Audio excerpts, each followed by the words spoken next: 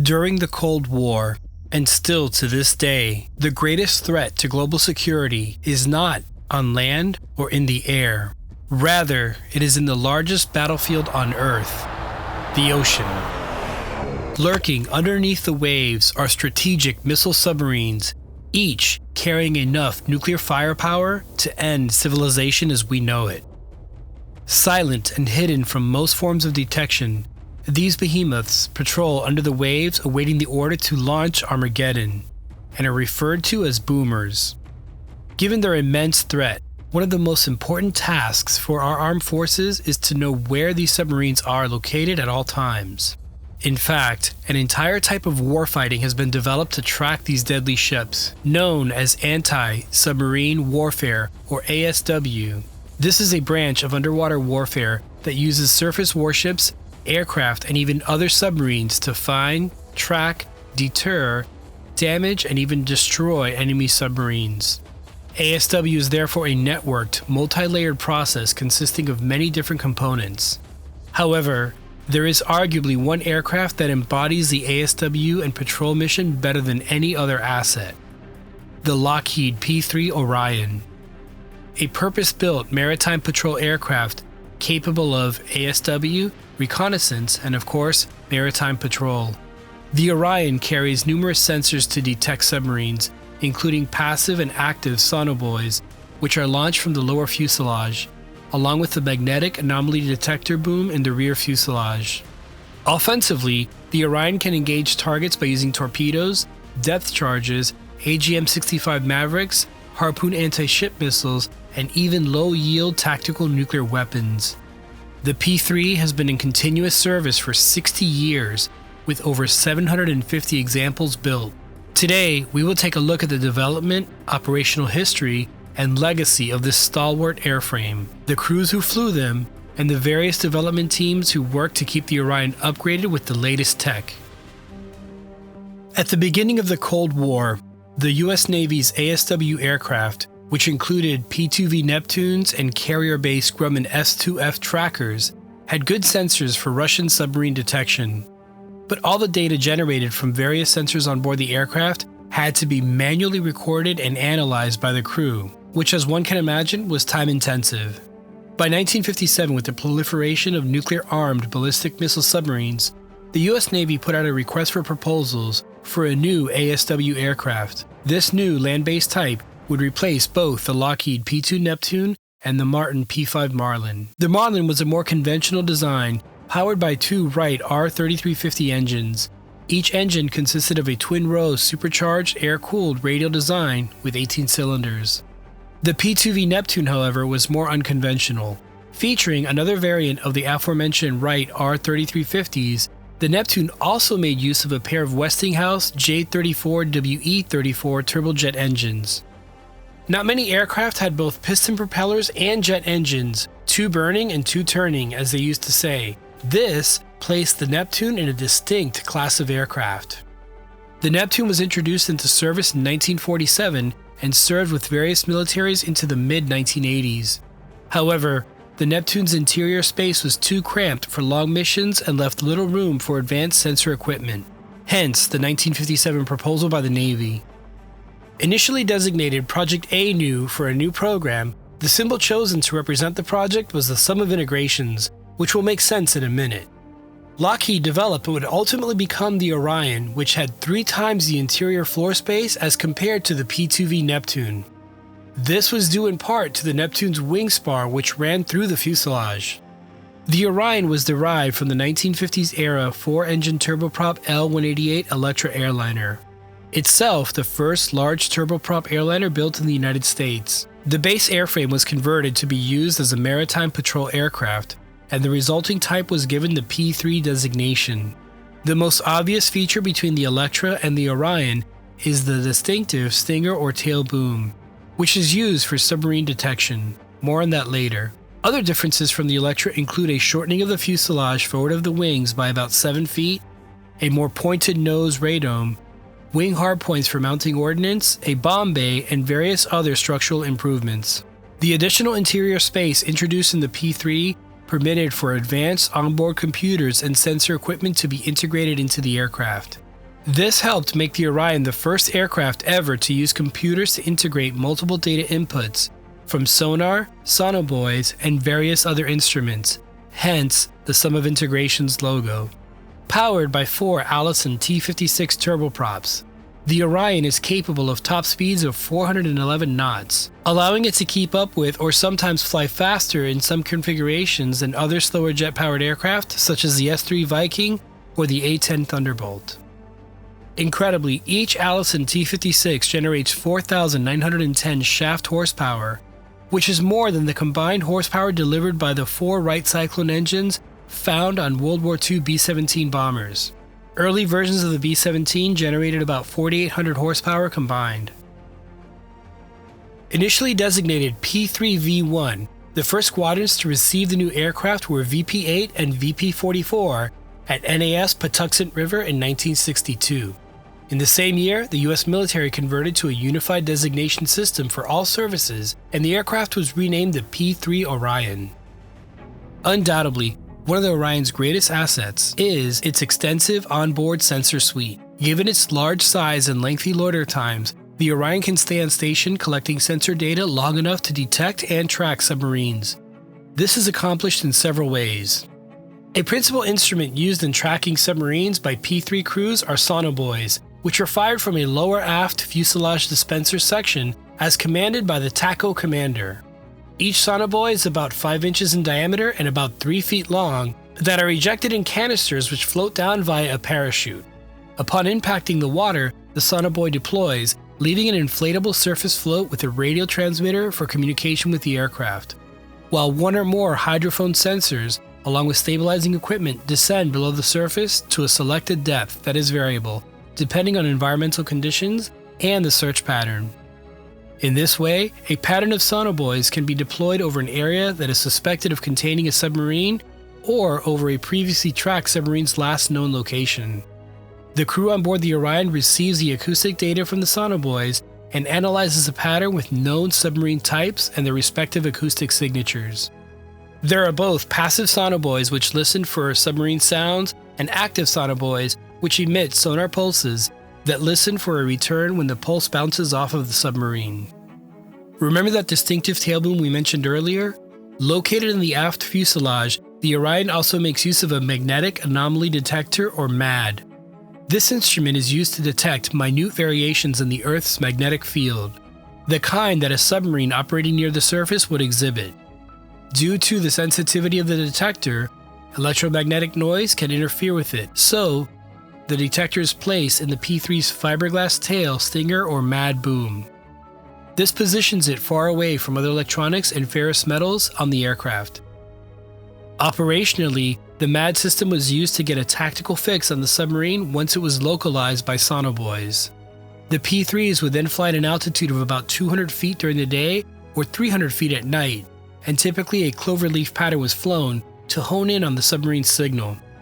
This involved performing 45-degree banks at low altitude while pulling some Gs. Once a contact was located, the call would be "Madman, Madman." At this point, the Orion could engage a sub if necessary. Additionally, early P-3s used searchlights for nighttime ocean surface missions, which would later be replaced by triple LTV or low light level TV and eventually FLIR, forward-looking infrared. While the P-3A and B models were groundbreaking, the P-3C is by far the most successful variant. In 1969, VP-56 received the first operational P-3Cs, followed closely by VP-49. And while VP-49 deployed first with their P-3Cs, it was VP-56 that showed the latest version of the Orion to the world. During its operational lifetime, the P-3C underwent 3 major updates. Updates 1 and 2 used the AQ-A7 processor, which would burn patterns of the acoustic signals received from sonobuoys onto thermal or fax paper. Onboard printers would churn out these acoustic plots as they were obtained, and the crew would write notes and compare pages. Aside from the delay in receiving information and updates, the combination of thermal paper being printed, sailor smoking, and 12-hour missions created an environment that was less than pleasing to the olfactory system. Fortunately, as technology advanced, there was relief on the horizon. PCC Update 3 was the most significant upgrade for the Orion program. This update brought tremendous improvements in acoustic processing, sonobuoy receiving, and brought the Orion into the digital age. Onboard thermal printers were replaced with digital systems that could display acoustic signatures in real time, providing Orion crews with a vastly improved analysis and data collection. The AQA7 was replaced with an IBM UY-S1 and included multifunction displays which could be used to update an image, zoom in, smooth a signal for analysis, and even investigate a signal from different angles. Update 3 also allowed the Orion to equip the AGM-84 Harpoon missile, giving the P3 even more strike and standoff options. Direct communication with the sonobuoys was also possible via a manual entry panel, what you and I would call a keyboard. Incredibly, this digital upgrade began all the way back in 1974, when few people knew what a microprocessor even was. The overall project was in development from 1975 to 1980, which was then followed up by a rigorous testing cycle. Central to all the Orion's updates, and especially Update 3, was the Naval Air Development Center, or NADC, located in Warminster, Pennsylvania. Along with an active runway and airbase, NADC featured fully operational crew stations in their labs. This allowed for extensive testing and refining of control layouts, workflows, and responses to simulated signals. Navy crews would also train here prior to performing their actual duties in a P3 while in flight. Essentially, NADC was the development and integration laboratory for the P3 Orion program. Therefore, it cannot be understated how crucial NADC was to the Orion's success and legacy. By 1980, Update 3 was ready to move into its next test cycle, which involved operational evaluations. This rigorous testing program took place at NAS Patuxent River and was largely conducted by Fleet Navy aircrews. After 4 years of intense testing and tracking real-world targets, Update 3 was approved for IOC, or Introduction to Operational Capacity, in 1984. A single patrol mission can last 10 to 12 hours. Sometimes this involves patrolling large sections of the ocean or a 20 by 50 mile area where sonobuoys are deployed and the magnetic anomaly detector are used to find, identify, and track submarines. During these long patrol sorties, the number 1 engine would be shut down to save on gas. Located on the left side of the airplane, the number 1 engine is the primary candidate for loiter shutdown since it has no generator. Additionally, Engine 1 shutdown also improves visibility from the aft observer station on the left side of the aircraft. P3s would launch and patrol routinely in weather that would ground other aircraft. These patrol sorties had to run as they were literally a matter of national security.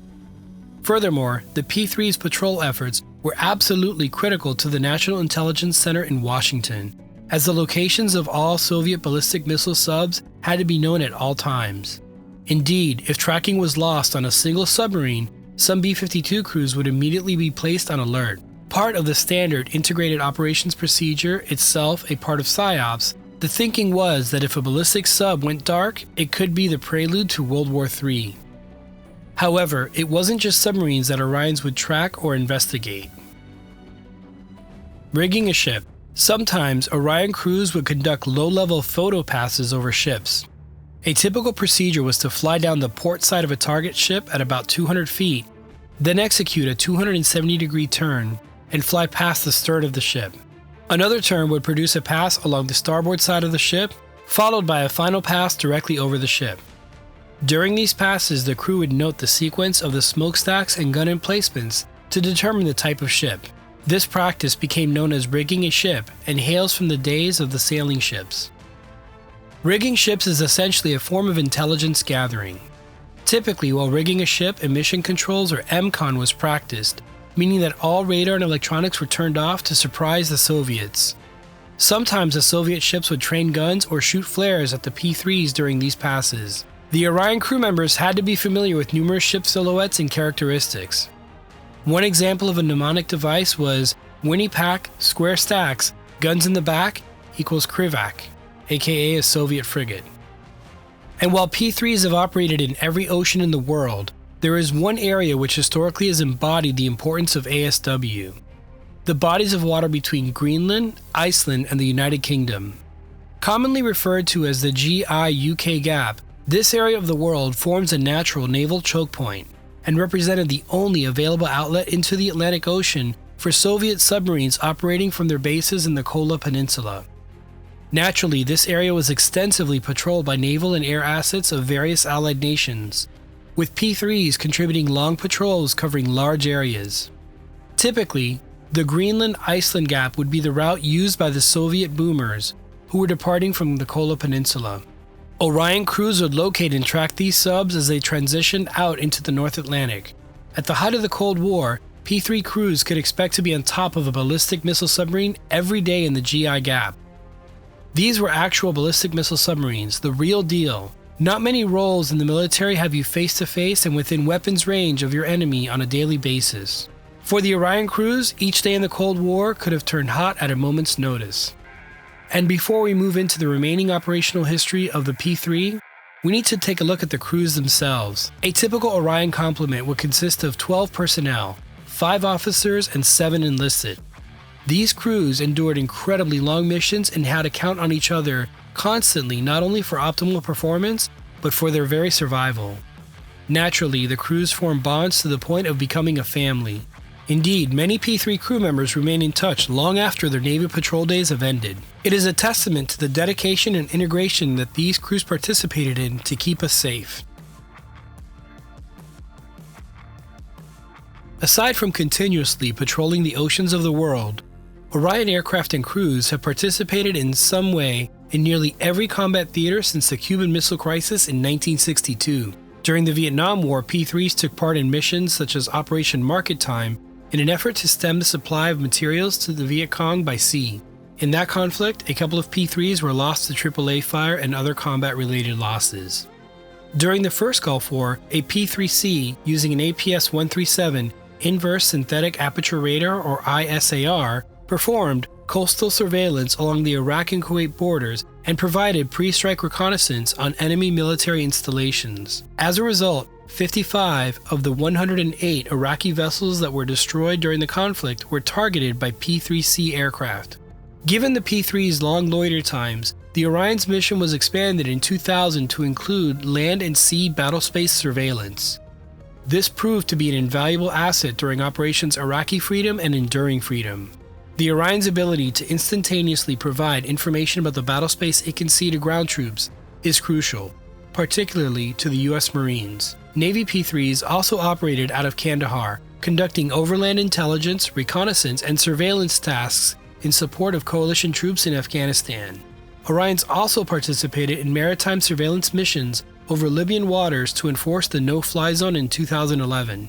During Operation Odyssey Dawn, a P-3 engaged the Libyan vessel Victoria after it fired on merchant ships. In response, the Orion fired AGM-65 Mavericks at the Victoria, resulting in the beaching of the vessel.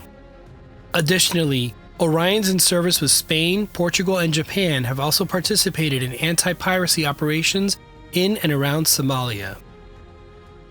At its height, the U.S. Navy's P-3 community consisted of 24 active-duty fleet patrol squadrons that were based out of stations in Florida and Hawaii, as well as bases which formerly had P-3 operations in California, Maine, and Maryland. This 1994 aircraft allocation map shows the home bases of the active, training, and reserve squadrons. The training of P-3 crews was conducted by VP-30 in Florida for the Atlantic Fleet, and the since deactivated VP-31 in California for the Pacific Fleet. By 1995, the Navy planned to reduce the number of active duty patrol squadrons from 16 down to 13, leaving 7 on the East Coast and 6 on the West Coast. This led to the disestablishment of Patrol Squadrons 17, 23, and 24. As a further force reduction, the remaining squadrons would each operate 8 aircraft instead of 9. Today, the Navy has transitioned active-duty patrol squadrons to the P-8 Poseidon, which is based on the 737 airframe. This essentially has ended the Navy's active-duty era for the P-3. Orion still serve in Navy Reserve and Air Test Evaluation Squadrons, and final phase-out of the aircraft is expected sometime in 2023. Aside from naval service, P-3s also operate in a wide variety of roles and missions. Some examples include usage by the U.S. Customs and Border Protection to perform aircraft intercept and maritime patrol duties. NOAA operates 2 Hurricane Hunter WP-3D variants that are used for research and weather reporting. There have even been P-3s used as firefighters. The EP-3 Orion is an electronic signals reconnaissance variant of the Orion. There are also RP-3 variants used by the Naval Research Lab. Australia operates the AP-3C variant, which is used for search and survival supply naval fleet support along with traditional P-3 roles. The Orion is in service or has served with nearly 20 nations, including Argentina, Australia, Brazil, Canada, Germany, Japan, Norway, South Korea, Spain, and Taiwan. Although not as flashy as fighter jets, the P-3's role in patrol and surveillance, especially in tracking ballistic missile submarines, has played a critical role in keeping all of us safe. The brave men and women who have flown, crewed, maintained, and developed this long-serving and successful airframe all deserve recognition for the service they have provided to our nation and the free world. The P-3 replaced the venerable P-2V Neptune some 60 years ago, and as mentioned is being replaced by the P-8 Poseidon. The Poseidon is an excellent airplane and forgoes the use of a mad boom at the end of the fuselage. Flying higher and with more advanced sensors, the Poseidon relies on sonobuoys and other instruments to perform the same mission as the low-flying Orion. Still, there may be something lost by transitioning to higher altitudes. To quote a sailor who flew low-level P-3 missions, "The times of routinely rigging ships at 300 feet ASL are gone for US naval aviation." Kind of sad that the younger men and women coming into service on the P-8 will seldom, if ever, know the thrill of looking out a window and seeing the faces of the crew on the ships that they are prosecuting. The P-3 was a critical asset for Allied naval ASW efforts since its introduction in the early 60s and to this day. Without a doubt, the Orion is an incredible aircraft, and hopefully this video has given you some insight into the P-3 or allowed you to reminisce about your time in the aircraft. I'd like to thank Eleanor Arrangers, Franz Bohn, Scott Sherrick, Don Stanton, and the Southeastern Pennsylvania Cold War Historical Society. Their generous donation of their time and interviews I was able to conduct with them helped me put together this video. The Southeastern Pennsylvania Cold War Historical Society hosts monthly Zoom calls featuring a designer or operator of some weapon systems that were used during that long conflict. I'll leave links in the description below, as well as links to books you should check out to learn more about this amazing airplane.